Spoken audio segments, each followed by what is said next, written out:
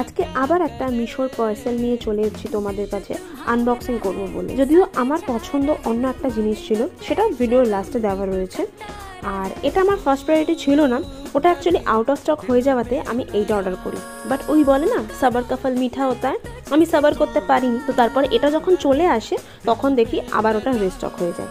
যাই হোক, এই ব্যাগটাও খারাপ ছিল বলবো না।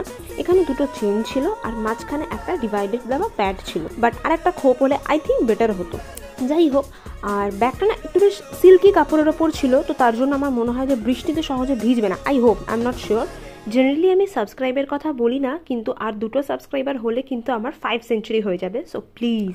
আর ব্যাগের এই প্যাডগুলো বেশ মোটা ছিল, ব্যাগ একটু ভারী হলেও যে কারণে কষ্ট একটু কম হয়। তো যাই হোক, যদি কারোর এর যদি লিঙ্ক দরকার হয়ে থাকে তো দেন আমাকে ইনস্টাগ্রামে পিং করো, ব্লু ব্যাগ আর ল্যাভেন্ডার ব্যাগ বলে, তো দেন আমি তোমাদেরকে লিঙ্ক শেয়ার করে দিতে পারবো।